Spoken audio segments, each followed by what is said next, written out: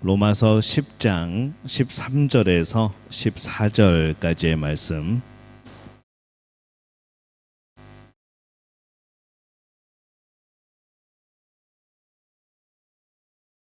신약성경 로마서 10장 13절에서 14절까지 우리 한 목소리로 함께 봉독합니다. 누구든지 주의 이름을 부르는 자는 구원을 받으리라. 그런즉 그들이 믿지 아니하는 이를 어찌 부르리요? 듣지 못한 일을 어찌 믿으리요? 전파하는 자가 없이 어찌 들으리요? 아멘. 우리 옆에 분들에게 인사합니다. 참 잘 오셨습니다. 네, 잘 오셨습니다. 오늘 이 밤에도 하나님의 은혜 가운데 또 우리의 풍족함, 또 우리의 응답, 또 하나님의 사랑을 깊이 깨닫는 복된 시간이 되어주시기를 바랍니다. 계속해서 전도에 대해서 말씀을 함께 나누고 있습니다.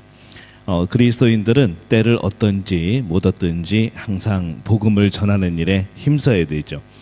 우리가 항상 복음을 전하는 사람으로 살기 위해서는 우리가 이 전도에 대해서 이제 바른 이해를 또 가지고 있어야 됩니다.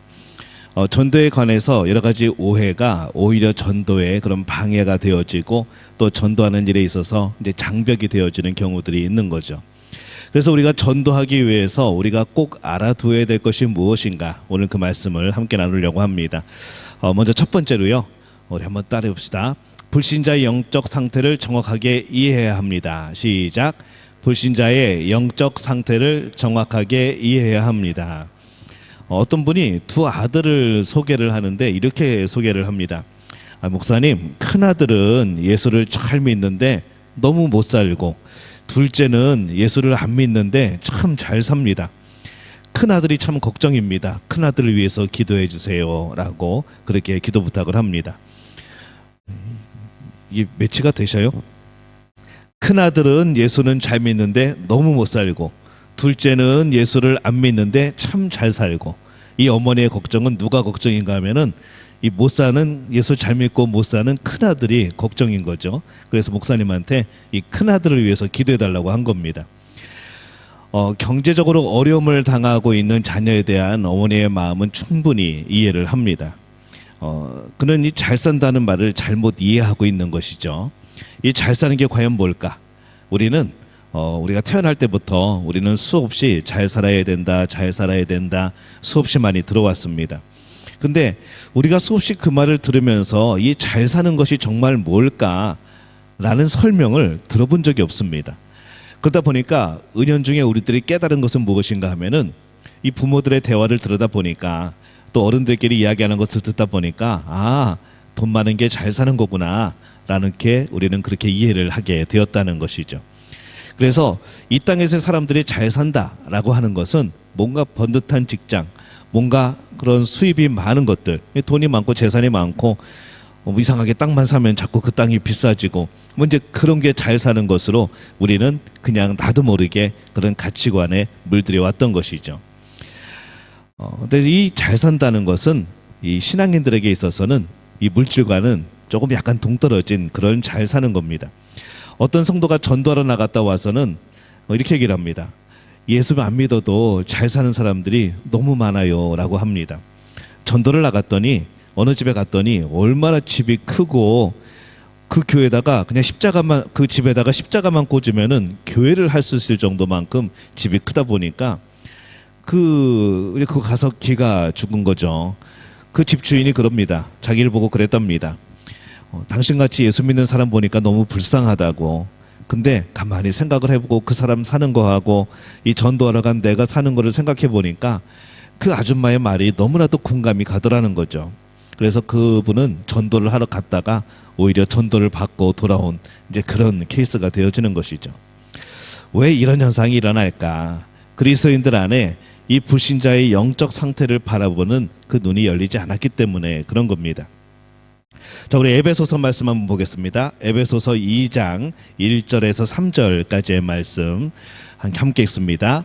그는 허물과 죄로 죽었던 너희를 살리셨도다.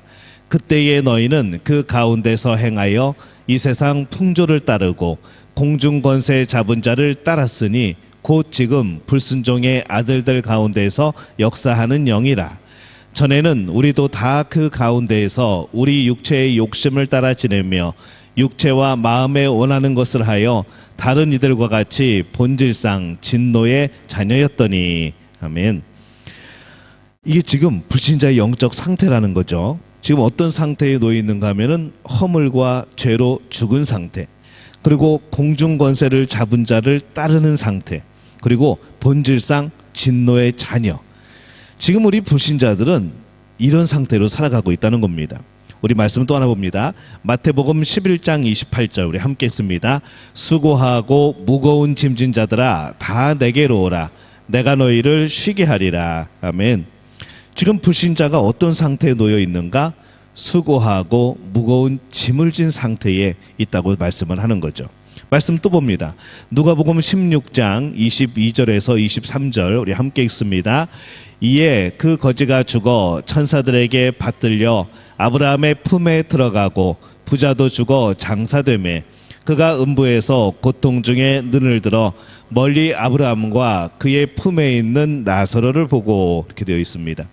지금 이 불신자가 어떤 상태에 놓여졌는가? 죽으면은 지옥에 갈 수밖에 없는 이제 그런 상태로 살아가고 있다는 것이죠. 그래서 이 말씀 안에 보면요, 이 불신자의 영적 상태가 어떤가 우리는 너무나도 쉽게 알 수가 있다는 겁니다. 근데 정말 그들이 부러운 걸까 생각을 해보는 것이죠. 이 불신자가 어떤 상태에 놓여 있는지 모르면은 우리는 그들이 가진 것에, 그들이 말하는 가치관에 우리는 항상 그들을 부러워할 수밖에 없습니다. 하지만 그들이 영적으로 어떤 상태에 놓여져 있는가를 알게 되면은 이 하나도 부럽지가 않은 것이죠. 우리는 재산의 많고 적음이나 지위 고하로 사람을 평가하는 세상에 살아가고 있습니다.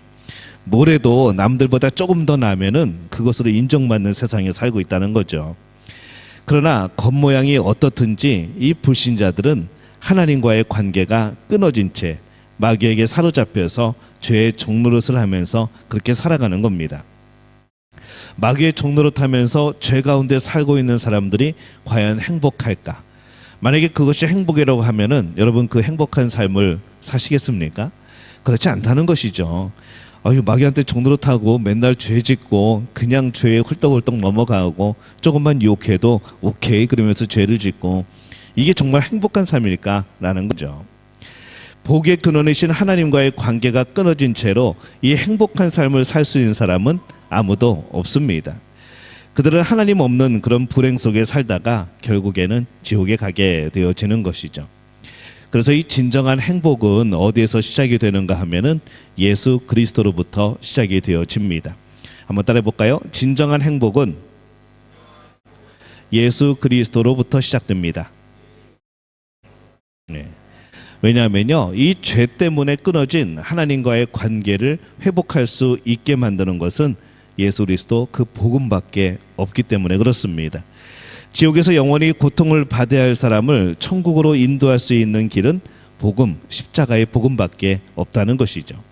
그래서 만약 우리가 이 불신자의 영적 상태를 정확하게 알면은 그들이 어떤 형편에 있든지, 그들이 어떤 삶을 살아가고 있든지 상관없이 그 사람에게 우리는 이 말을 전할 수가 있는 겁니다.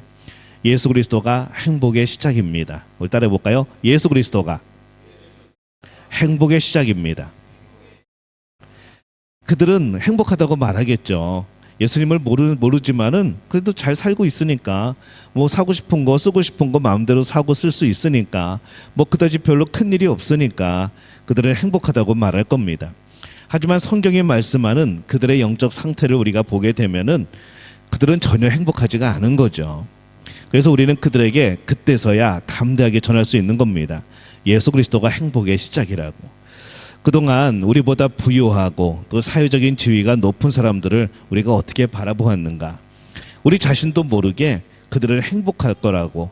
그래서 어떻게 보면 우리도 나도 그렇게 행복하게 살았으면 좋겠다고 그렇게 우리도 생각했을 겁니다. 하지만은 이제는 우리가 자신 있게 무엇이 행복인지 말할 수 있는 거죠. 바로 진정한 행복은 예수 그리스도입니다. 예수 그리스도가 우리의 행복의 시작인 것이죠. 그래서 진정한 행복을 여러분 받으시기를 바랍니다. 진정한 행복을 누리시기를 바랍니다. 불신자들 부러워하지 말고 영적으로 우리가 살아있고 이미 하나님의 자녀가 되었고 언제든지 그리스도와 동행하는 살아가는 그런 삶인 우리가 진짜 복되고 행복한 것이라는 것을 기억하는 우리 믿음의 가족들이 되어지시기를 예수님의 이름으로 축원합니다. 그래서 이 전도가 무엇인지를 정확하게 이해해야 되는 거죠. 우리 두 번째 한번 해볼까요? 시작. 전도가 무엇인지 정확하게 이해해야 합니다. 전도하기 위해서 꼭 알아야 될 것. 전도가 뭔 줄 알아야 정확하게 전도를 하죠. 우리 말씀 봅니다. 로마서 10장 13절에서 15절까지 우리 함께 읽습니다. 누구든지 주의 이름을 부르는 자는 구원을 받으리라. 그런즉 그들이 믿지 아니하는 이를 어찌 부르리요? 듣지도 못한 이를 어찌 믿으리요? 전파하는 자가 없이 어찌 들으리요? 보내심을 받지 아니하였으면 어찌 전파하리요? 기록된 바 아름답도다 좋은 소식을 전하는 자들의 발이여 함과 같으니라. 아멘. 자, 우리 13절 보면요. 13절 다시 보여주세요. 어떤 사람이 구원을 받죠? 네, 그렇죠. 주의 이름을 누구든지 주의 이름을 부르는 자. 주의 이름을 부르는 자는 구원을 받는데 누구든지라고 되어 있습니다. 그 누구든지 안에는요, 우리가 생각할 때에 저 사람도 구원받을 수 있을까 하는 그 누구든지도 포함되어 있는 겁니다. 그리고 정말 놀라운 것은 내가 그 누구든지 안에 포함되어 있다는 것이죠. 그래서 누구든지 주의 이름을 부르는 자는 구원을 받습니다. 자, 거기 보면 14절 15절에 보면요, 전도의 4단계가 나와 있습니다. 첫 번째는요, 보내심을 받는 겁니다. 하나님이 누군가를 보내시죠. 그를 통해서 뭘 하시는가 하면은 복음을 전합니다. 복음을 전하면은 어떻게 해야 될까요? 누군가가 복음을 듣게 되겠죠. 그리고 그 사람은 어떻게 될까요? 예수님을 믿게 되는 겁니다. 그래서 이 전도의 4단계입니다. 보내심을 받고 복음을 전파하고 복음을 듣고 예수님을 믿게 되어지고, 그러니까 누군가 전해야 된다는 것이죠. 누군가 보냄을 받아야 된다는 겁니다. 그러면 그 사람은 복음을 듣게 되고 예수님을 믿게 된다는 것이죠. 이 보내심을 받은 자가 누구인가? 바로 우리들이라는 겁니다. 예수님은 우리에게 이미 명령하셨습니다. 복음을 전하라. 때를 얻든지 못 얻든지 항상 복음을 전하고 세상 끝날까지 전하고 그들을 가르치고 세례를 주고 그렇게 하라고 이미 명령을 하셨습니다. 자, 그러면 이제 복음을 전파하는 것은 우리의 순종의 단계이죠. 우리가 순종을 합니다. 그럼 어떤 일이 벌어지는가? 복음을 듣는 사람들이 생겨나는 것이죠. 복음을 듣는 사람들이 생겨나면 몇 퍼센트의 확률일지 모르겠지만은 예수님을 믿는 이들이 생겨나는 겁니다. 그러면 그에게 또 어떤 사명이 주어질까요? 성경 말씀을 읽다 보니까 예수님이 말씀을 하셨네. 복음을 전파하라. 그러면 그 사람이 보내심을 받은 자가 되는 겁니다. 그 사람이 또 복음을 전파하겠죠. 누군가는 또 복음을 듣겠죠. 그럼 예수님을 믿게 되는 겁니다. 이 전도는요, 이런 사이클이 계속 이어지는 겁니다. 여러분들이 어떻게 교회를 다니게 되셨는지, 예수님을 어떻게 믿게 되셨는지 모르겠지만은 누군가 전하지 않았으면, 누군가 이 복음을 전하지 않았으면은 여러분들이 어떻게 예수님을 믿겠습니까? 그 누군가 하나님의 명령에, 그 누군가 우리 예수님의 보내심을 받음에 순종했던 것이죠. 우리나라에 기독교가 들어오지 않았을 때 초기에 수많은 선교사들이 왔습니다. 그들은 와가지고 오다가 죽고 출발하기도 전에 죽은 사람들도 많이 있고, 오다가 풍랑을 만나서 뭐 배가 잘못되어서 여러 가지 병에 의해서 도착했는데 이 이상한 사람들이 나타났다고 갑자기 총을 쏘는 바람에, 갑자기 화를 쏘는 바람에, 갑자기 오해를 받고 우리 미풍양속을 해친다는 이유로 순교를 당했던 수많은 선교사들이 있었습니다. 그들이 계속해서 보내심을 받은 거죠. 그래서 그들이 우리 대한민국에 도착을 해서 복음을 전파할 때에 복음을 듣고 예수 믿는 사람들이 생겨나는 겁니다. 이 복음의 능력인 것이죠. 이 땅도 마찬가지입니다. 보내심을 받은 자들이 복음을 전파했고 복음을 듣고 예수님을 믿게 되어지고, 우리 또한 그 사명으로 이곳에 보내심을 받은 겁니다. 15절에 보면요, 누구의 발이 아름답다고 합니까? 좋은 소식을 전하는 자, 좋은 소식을 전하는 자들의 발이 아름답다라고 기록을 합니다. 이 좋은 소식은 복음이죠. 이것을 전하는 자들은 누구일까요? 전도하는 사람들일까요? 목사들일까요? 우리 모두입니다. 좋은 소식을 전하는 우리 모두들, 우리의 발이 아름답다고 하는 것이죠. 그렇다고 진짜 우리의 발이 아름다운 것이 아니라 이 복음을 전하기 위해서 걸어가는, 복음을 전하기 위해서 가게 되어지는 그 자체가, 그 마음이, 그 삶이 아름답다고 하는 겁니다. 그래서 이 전도라는 것은요, 말 그대로 복음을 전하는 겁니다. 근데 이 많은 사람들이 전도를 불신자를 교회로 데려오는 것 정도로 생각을 하는 것이죠. 한참 우리 한국 교회가 부흥했던 때에 뭘 했었는가 하면은 총동원 전도주의를 했습니다. 이 총동원 전도주의를 할 때마다 엄청난 스트레스입니다. 부교육자들도 마찬가지고 담임 목사도 마찬가지고 뭐 장로님들은 더욱더 무게감이 있고 이 중직자들은 마음이 아주 무거운 짐이 되어지죠. 아침부터 남편에게 아내에게 그냥 살살 하면서 살살 잘해주면서 오늘은 꼭 교회 가야 된다고, 욕을 바가지로 먹으면서도 오늘은 꼭 가야 된다고 그러면서 막 엎드리며 애걸복걸을 하고, 그게 우리 총동원주의였습니다. 근데 우리가 그렇게 하면서, 총동원주의를 하면서 뭔가가 좀 아쉬운 게 있던 것이죠. 물론 그런 총동원 전도주의를 통해서 교회에 와서 예배 드리면서 변화되는 사람들이 굉장히 많았습니다. 근데 뭔가 우리에게 좀 아쉬움이 있는 게 뭔가 하면은 이 전도하는 분들이 그냥 교회에 누군가를 데려오는 것으로 그냥 만족하고 만다는 것이죠. 교회로 내 체면을 위해서 좀 와달라고. 그래서 이게 보면은 있죠. 우리가 전도 운동을 하면요, 분명히 올해에도 그런 분들 생길 겁니다.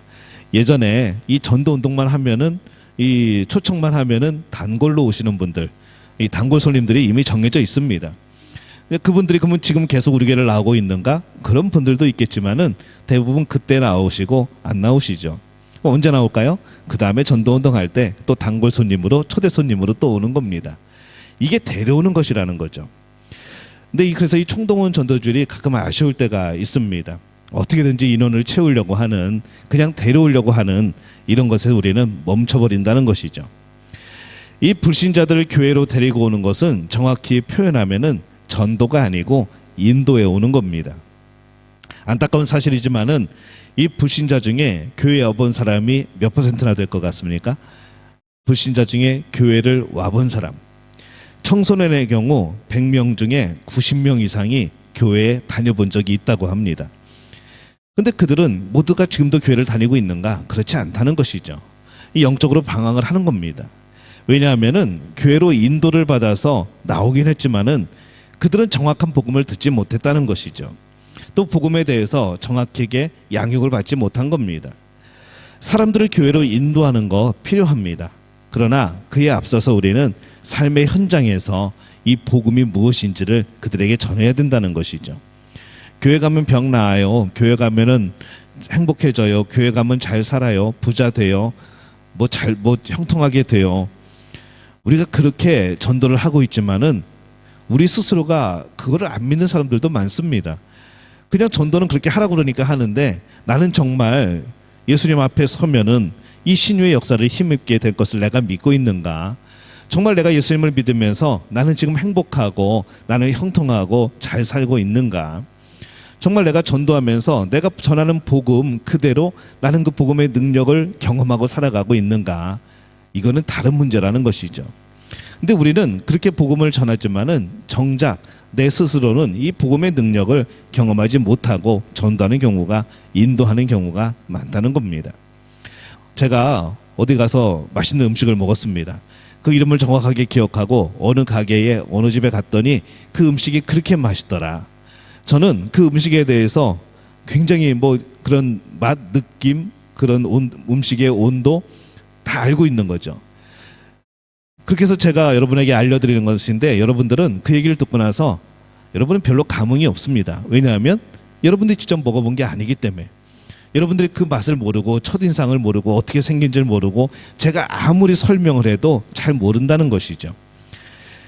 그리고 제가 어디서 들은 얘기를 또 다른 사람한테 전할 때하고 제가 직접 경험한 것을 전할 때하고는 전혀 다릅니다. 표현 방법이 다르고 표현이 더욱더 풍성해지는 것이죠. 이 복음도 마찬가지입니다.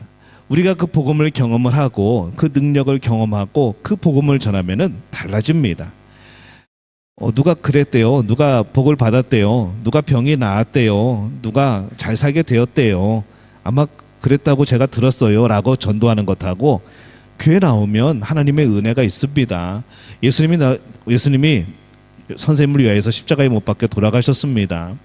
하나님께서 하나님의 자녀가 되면은 여러분들의 영혼은 복받고 또한 천국의 백성이 되어지고 여러분의 삶을 예수님이 동행하시고 우리는 평생 주님이 원하시는 방향, 하나님이 복 주시는 방향으로 살아갈 수 있습니다.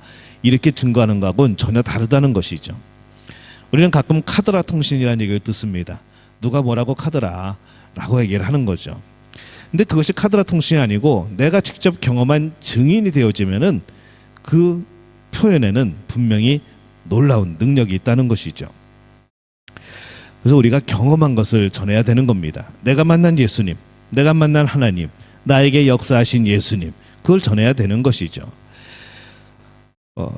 그것이 우리에게 삶의 현장을 허락하시고 사람들을 붙여주시는 하나님의 뜻입니다. 우리가 살아가는 모든 곳이 바로 이 능력이 나타나는 곳이라는 거죠. 여러분들이 학교를 다니고 직장을 다니고 사업을 하고 일터에서 사람들을 만나게 될 때에 여러분 우리의 신앙인들의 삶은 그냥 지나가는 삶이 없습니다. 하나님께서 계획하시고 역사하셔서 지금 거기서 일하고 있는 겁니다. 하나님의 뜻이 있어서 그 직장에 다니고 있는 겁니다. 하나님이 뜻이 있어서 그 일터에서 일하고 있는 겁니다. 거기서 주신 하나님의 사명이 있다는 것이죠. 그래서 그곳에서 우리는 복음을 전해야 되는 겁니다. 그것이 바로 하나님의 뜻인 거죠.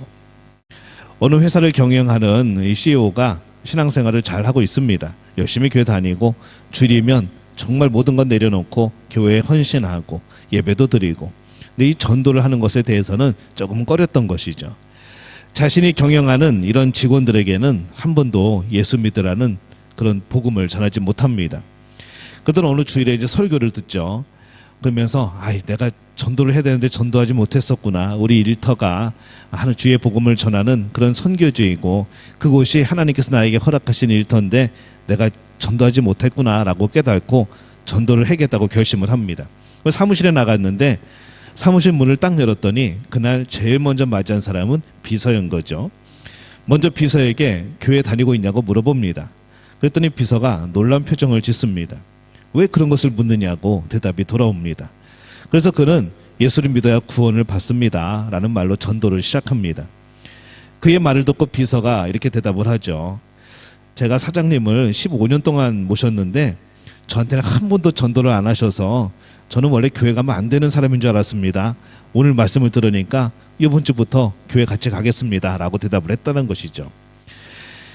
여러분, 불신자들에게 복음을 전해봤습니까? 우리는 두려움이 있습니다. 누군가에게 복음을 전한다는 것이 이게 때로는 두려움이 된다는 것이죠. 내가 복음을 전한다고 뭔가 변화가 일어날까? 내가 복음을 전한다고 그 사람이 그 복음을 받아들일까? 내가 복음을 전한다고 그 사람이 뭔가 나를 좀 이상하게 보지는 않을까? 그나마 있던 관계마저 깨져버리는 것은 아닐까? 우리는 이런 두려움들이 있다는 것이죠. 근데 능력은 우리에게 있는 것이 아니고 그 복음에 있는 겁니다. 우리가 수없이 많은 전도를 하면서 이 세상이 원하는 가치관들, 이 세상이 추구하는 그런 잘 되는 것들, 이런 것만을 얘기하면서 그냥 인도만을 해왔던 것이죠. 왜냐하면 그게 안전하니까. 그리고 우리는 그런 얘기 할 겁니다. 왜 나는 교회 다니는데 복이 없지? 왜 나는 교회 다니는데 잘 살게 안 되지? 나는 교회 다니는데 왜 승진하지 않지? 나는 교회 다니는데 왜 우리 자녀들이 잘 되지 않지? 이런 질문을 받을 겁니다. 그때 우리는 난감하다는 것이죠. 그러니까 우리는 그런 기회들을 아예 없애버리려고 하는 겁니다. 당신이 뭔가를 잘못 믿어서 그런 것 같아요. 당신이 뭔가를 아직 몰라서 그런 것 같아요. 때가 되면 아마 그런 일들이 있을 거예요. 우리는 이렇게 피해간다는 것이죠. 왜냐하면 처음부터 복음을 그들에게 준 것이 아니고 그들이 원하는, 그들이 혹할 만한 그런 걸로 그들을 데려왔기 때문에 그런 겁니다. 복음은요, 그 복음 자체에 능력이 있습니다. 그 복음으로 지금까지 수많은 사람들이 하나님의 자녀가 되었고 그 복음을 듣고 예수님을 영접했고 그 복음을 듣고 오늘 이 시간에도 살아오고 있습니다. 능력은 복음에 있다는 것이죠. 그 능력을 믿지 않으면은 우리는 엉뚱한 이야기만 하게 될 겁니다. 이래서 교회 나오면 좋아요. 이래서 교회 나오면 좋아요. 근데 정말 우리가 자랑하고 우리가 전해야 될 것은 복음의 내용이라는 것이죠. 예수 그리스도가 우리의 십자가에 못 박혀 돌아가신 것, 나의 모든 죄, 내가 죽을 수밖에 없는 죄를 예수님이 용서해 주셨다는 것, 그래서 우리 영혼은 복받고 우리는 하나님의 자녀가 되었고 우리는 하나님과 동행하며 살아가게 되었고 이 세상에 떠날 때에 우리의 갈 곳은 아름다운 하나님의 곁이고 예수 그리스도의 그 복음, 이 복음은요 정말로 능력이 있습니다. 오늘 여러분 전도하면서 두려운 마음이 있습니까? 우리의 이야기를 전하는 것이 아니라 그건 간증이죠. 간증만으로 누구를 데려오는 것이 아니라 진짜 복음을 전해보시기를 바랍니다. 거절을 당한다 그래도 그거는 여러분들이 거절당하는 것이 아니고 예수님의 복음이 거절당하는 겁니다. 그러니까 너무 마음 아파하시고 그런 거에 두려워하지 마시고 진정으로 복음을 전할 수 있는 그런 전도자가 되어주시기를 예수님의 이름으로 축원합니다.